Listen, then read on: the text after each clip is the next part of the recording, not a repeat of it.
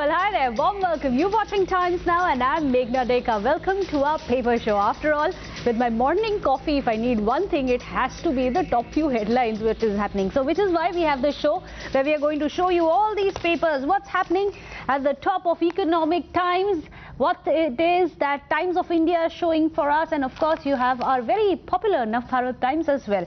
So let me quickly get you a quick roundup of all the top few headlines. It's important. You may be locked in, but you shouldn't be locked out. You should be aware of what's happening outside. After all, facts is all we can arm ourselves with in this fight back against coronavirus, isn't it? Well, the topmost headlines in almost all the newspapers that I've read since morning is about the big tranche which has now been announced by the finance minister yesterday.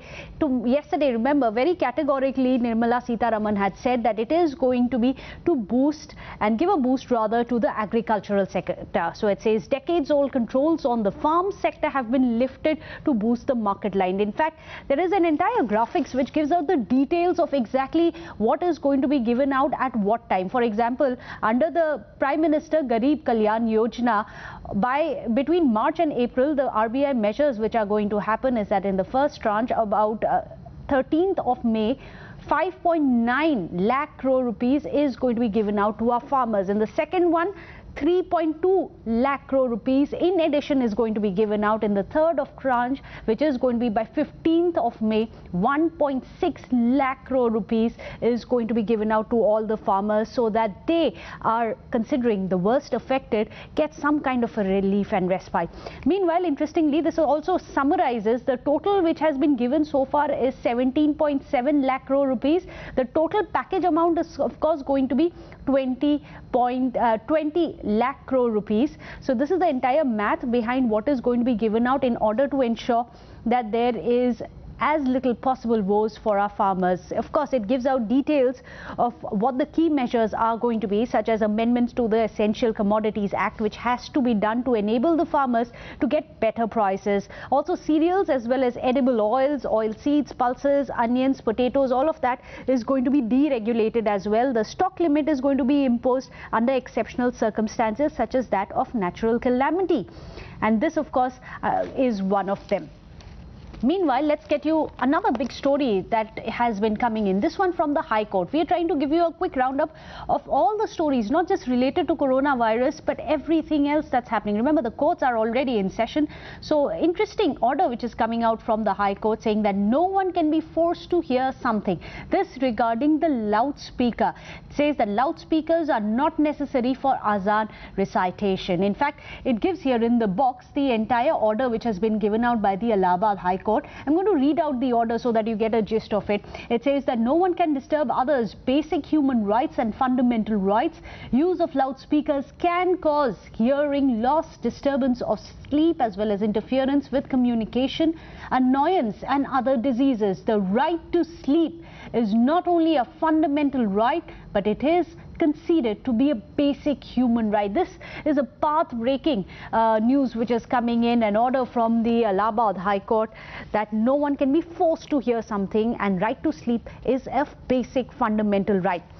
Meanwhile, a quick other story which is coming in, a roundup of what's really happening in the world of coronavirus and the global fight back against it. Well, India is number 11 now amongst the corona hit countries with over 3,500 plus cases coming in for the 6th day. India has unfortunately already overtaken China. The disturbing bit here, but here on Times Now too, we keep telling you that it's important to remember that the recovery rate for India has been increasing. So the number of people who may be infected, however, have been cured and sent back.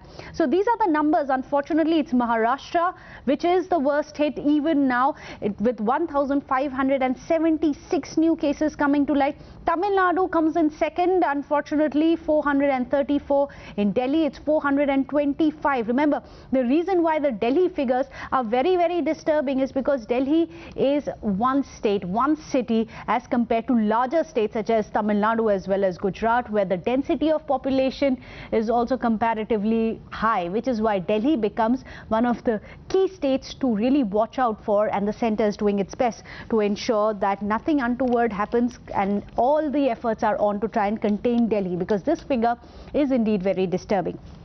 Meanwhile, very interesting story which is coming in from Uttar Pradesh. This is likely to be a political hot potato.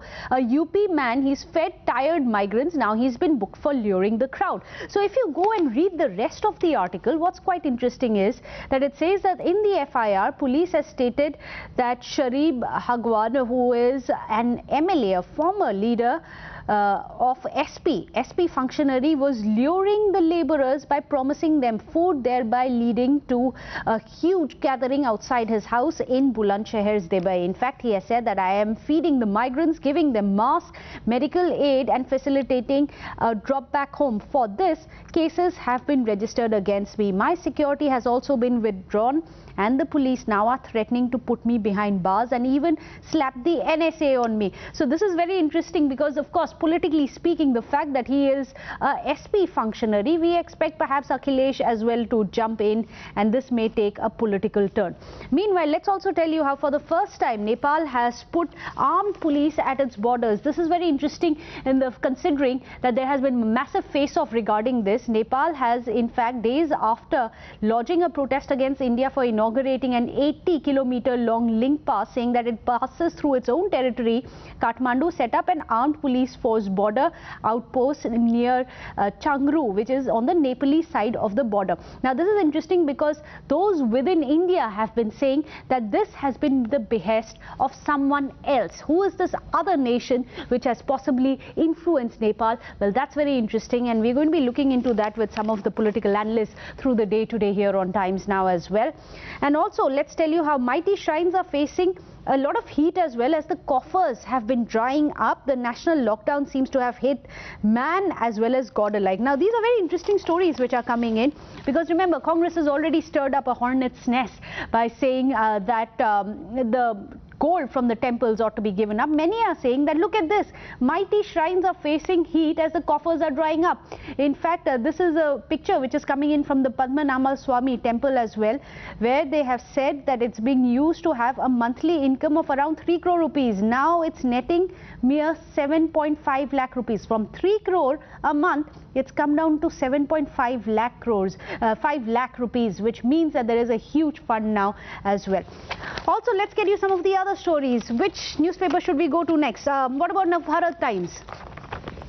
Well, there you have it. Similar headline which is coming in because this is a very important bit and everyone's worried about pehle sarkari staff pass walo ke liye metro, because Delhi Chief Minister Arvind Kejriwal too had held a press conference and he too had said that it's important that to some extent commutation should be carried out, but then a lot of suggestions have been that there should be restrictions when it comes to metro. So it does seem when metro does begin, first preference is going to be given to the government staff as well as those who have a pass. They are the ones, the travel pass, they are going to be the ones who get to actually go on the metro. Meanwhile, this is also interesting. Punjab, Bihar as well as Assam are the 3 states which Navbharat Times tells us that they have said that there should be a hike in the number of curbs. They do not want the lockdown to be lifted right now. They are in favor of lockdown 4.0. Well, meanwhile, what's happening in Economic Times? Let's get you the top few headlines which are coming in from there. Essential Commodities Act has tweaked up to free up the farmers. In fact, it gives details of what Nirmala Sitharaman has done in order to open up the farm gate. Of course, considering this is our economic paper, this goes into great details as to what has been done to what they call unshackling the farmers so that they can reap the harvest.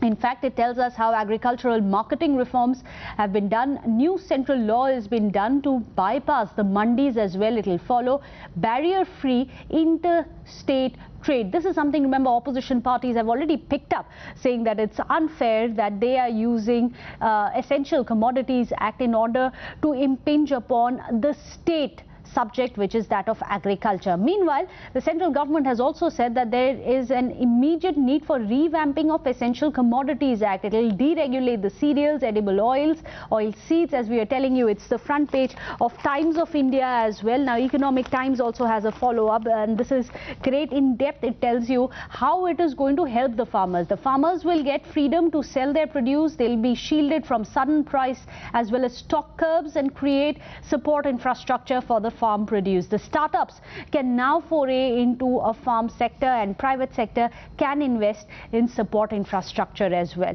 Well, this is great details, and this is the third tranche, remember, which has been announced here on Times Now, as well as Economic Times, as well as the Times of India. We have all the details which are coming in. So I do recommend that you go and look at all the details of this, because through the day we are also going to get you political reactions here on Times Now, which have been coming in swift as well. Meanwhile, let's tell you another very interesting one coming in for all the people who have been working from home. This headline here on Economic Times says office reality set to shrink as work from home becomes the new reality. So the big companies are already looking to vacate a part of their rented commercial space as work from home model goes mainstream. Now remember, a lot is being invested when you want your employees to come into the office. You have to rent the space, you have to provide security to them. In some cases you are providing communication as well as travel expenses to them. So this is what work from home is going to cut down when it comes to the big companies. In fact, some of them have been giving a big negative, it says, impact on India's commercial real estate, with perhaps 500,000 square feet of office space getting vacated. Well, this is very interesting. As much as 500,000 square feet of office space may just be vacated, and this is likely to be a big blow to the sector that has substantially invested activity in the pre-pandemic months. Now, some of India's top professional services as well as companies in information technology space are considering surrendering a part of their rented office space as they look to implement work from home for their employees even post the lockdown. So even after the lockdown norms come to an end and we may think about going back to normal, even then it's possible that a part of these offices may just still be working from home. Thereby the bigger companies can at least save some kind of money due to the corona induced recession that they are already facing. Meanwhile, Deloitte, PwC, KPMG, Ernst & Young, Accenture, Cognizant, these are huge multi-nation global giants. They're all analyzing their real estate strategy to look at ways to substantially reduce rental costs. Well, this is a very, very interesting story for all you people out there, isn't it? Meanwhile, let's also tell you what it says about what the picture is going to be, considering that the third lockdown phase, lockdown 3.0, is all set to end tomorrow, which is the 17th of May. So now Economic Times tells us that lockdown is likely to be extended till 31st of May. However, with more relaxations, and this is going to be the important bit. So here in a diagram form also, it gives you with one easy look, you can know what really is in the offing.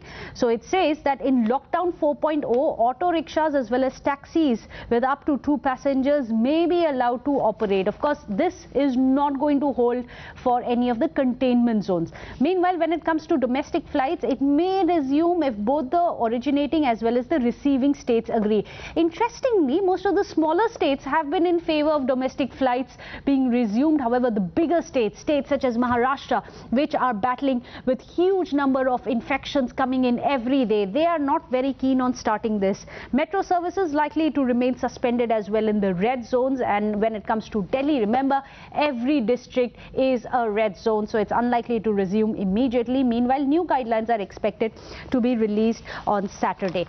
So right after having looked at all the headlines in all these different newspapers, let's also tell you what happens in our city editions, because that's just as important. First, let's start with Delhi. Now in Delhi, one of the biggest concerns of everyone is whether or not the metro is going to begin. So this, of course, is the big story. It says that the centre has accepted the Delhi government's recommendation to allow Delhi Metro to resume its services. From Monday onwards, people will be returning to a very different experience. Let me go across to Kangana, who's joining us with all the details on this. Well, Kangana, very interesting. It seems that the metro may begin. Preference will be given to government as well as essential services. But what is going to be the nature of operations? How many trains? Any details that you can share with us? Well, Meghna, as of now, the Transport Minister of Delhi, Ashok Gehlot, has already hinted at the fact that Delhi Metro will resume as soon as 20th May is the date that has been given in the reports that are citing that Delhi Metro will be continuing on routes of Delhi and Noida. As of now, Delhi and Noida seat arrangements in the metro stations have already been made. Those seat arrangements and stickers have already been put in the metro where people will be sitting one seat leaving the other seat. And the other fact is that Gurgaon and Faridabad, not all routes will be open in these metro stations. Only some the metro will be stopping at only some few metro stations of Gurgaon and Faridabad routes. Other things that we have to notice is the fact that not everyone will be allowed to board the metro. Only people who have a smart card. Yeah, that's going to be the important one, which is what Times of India as well as Navbharat Times have been telling us. Not everyone, preferential treatment will be given to those people who have the passes. Thank you so much, Kangana. A quick look at what's happening in the maximum city of Mumbai. They have told us how the Mumbai city edition of Times of India tells us it's important to restore the city's lifeline for all essential staff. This is what the Chief Minister has recommended to the centre. Meanwhile, the state has also added over 1,000 cases in the 10th day in a row, the city's second worst day. Let me go across to Arunil joining us from Mumbai. This is getting worse, Arunil. The second worst day statistics coming in from Mumbai. Well, yes, 1,576 cases were added yesterday. And in fact, what is more shocking is like this is the 10th consecutive day wherein more than 1,000 cases were added in the state of Maharashtra. And if we look at it with the perspective of Mumbai as well, 933 cases were added in Mumbai, 1,576 in Maharashtra, 933 in the city of Mumbai, and the total positive cases in Mumbai itself is more than 17,000 now. So that is a relatively very high number, and most of these cases we get to learn are concentrated in the slum pockets of the city of Mumbai, and it is difficult to contain the virus in these pockets. In fact, with respect to the bed availability in hospital, yesterday also it was highlighted that most of the BMC hospitals as well as the private hospitals are running out of beds. Of course, the BMC chairperson has also now been transferred and shifted, but still things aren't getting under control. Thank you so much. A quick look at what's happening in the Bengaluru edition also of Times of India. It says that the BSY government has given 512 crore rupees relief for the maize farmers as well as ASHA workers who have been facing the brunt really when it comes to a lot of attacks which have happened. Considering they are at the forefront, this massive dole of 512 crore rupees is now being given to the maize farmers. Let me go across to Imran. Imran, what can you share with us? Well, the CM in an urgent press conference announced yesterday that around 10 lakh maize farmers will get 5,000 rupees as amount for the support by the state government. And also the Chief Minister announced that as a token of appreciation to 40,250 ASHA workers, 3,000 rupees will be deposited in their account. The Chief Minister said that this is the amount which is going to support farmers in the state, even though the state is under tight economic situation. The Chief Minister said that there are 500 crore rupees is the budget allocated for maize farmers. Opposition, however, has said that the budget is too low. It should have been at least 5,000. So they're saying this is too low, merely over 500 crore rupees. Thank you so much, Imran. A quick look at the Kolkata edition of the Times of India as well. And it says that the nurses who've left for home Kolkata private hospital cares are now staring at a crisis. Remember, most of the nurses here, as it tells us, are from Kerala. Now that services have been resumed, they've returned home either to Kerala, and a lot of them are from Manipur as well. All of them have been returning, so they are now staring at a crisis. Shershi is joining us. Shershi, West Bengal is already one of the red alert states, and now this crisis, this is going to be hard. Well, that's right. These are migrant nurses, of course, and as per the private hospitals that we spoke to, they say that close to 75% of their workforce is from outside states, and sources are believed to say that nurses from Odisha and Tripura are to follow. And now West Bengal might be staring at a very, very big nurse crisis. But of course, we have to wait and see what the state government has to say. for joining us. Let me go across to the Chennai edition as well and tell you how things aren't looking very good there either, which is why we have been getting all the reporters. So let's go across to our reporter who's joining us because remember, things in Chennai haven't been looking very good, and that has been the problem time and again, because there are several people also who have been coming in once the borders have opened up. Let me go across to Shabir, who's joining us. Shabir, what's happening in Chennai? How bad is the situation there? Well, as far as Chennai is concerned, more cases are still being reported. There are some vulnerable areas that the Chennai Corporation has, marked, and they are working on specific containment strategies as far as Chennai is concerned. There are 3-4 areas in Chennai which are high-risk areas, which have been earmarked as high-risk areas by the Special Nodal Officer and the Chennai Corporation, and there is exclusive strategies that are being made to contain the spread of COVID-19. Now Tamil Nadu has surpassed more than 10,000 cases have been reported in different parts of the state. As far as the Coimbatore is concerned, it's the biggest cluster, but the number of testing that is being done in several other parts of Tamil Nadu has come down, which has triggered a lot of concern among experts. They say that more testing will only help at this stage. Well, yes, in fact, even in the front page of Times of India as well, it says that Tamil Nadu is the second worst affected state after Maharashtra.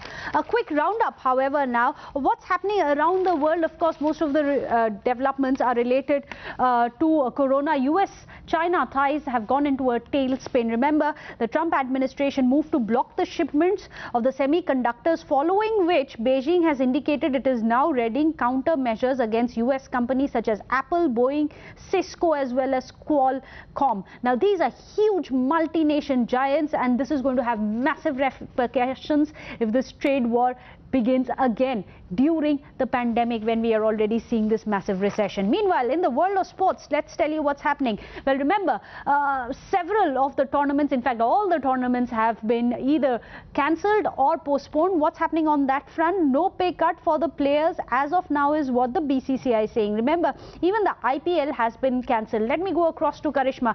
Karishma, for now they are saying no pay cut for any of the players, but none of these series are happening. IPL is not happening. That's one of the cash crunches as well. How are they going to continue the revenues?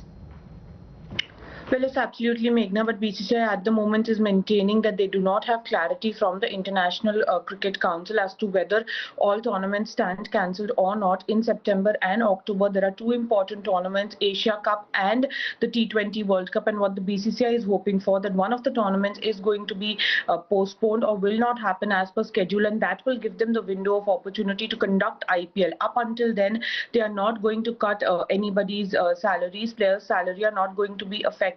It will happen only when the BCCI has confirmation that IPL 2020 will not happen, is when the player's salary will be deducted, because that would mean huge financial and revenue loss for the Indian board without any IPL this year, Meghna. Well, thank you so much, Karishma, for getting us that update. Meanwhile, a quick look also what's happening in Delhi Times. It's something that I like to begin my day with, after all. It says the first one, filmmakers versus theatre, the battle over OTT releases, while the theatre owners are calling it a panic move by the filmmakers to release their movies straight onto the OTT platforms, because a lot of people are at home. The Producers Guild of India has saying that they are passionate supportive of the theatrical release, but this move has been made given the unpredictabilities that are lying ahead due to the pandemic. Vidya Balan, of course, stars in one of these big OTTs, and there are several of the reactions coming in from the film industry, from Shujit Sarkar, one of the directors, saying, I'll definitely believe that both OTT as well as theatrical releases can coexist. So you have so many reactions coming in, so I'm going to be certainly looking at it after the show. But thank you so much for joining us here on the newspaper show. I know my day is made when I read my newspaper. I hope I've managed to make your day as well. Thank you so much for joining us. A short break. We're returning in 2 minutes.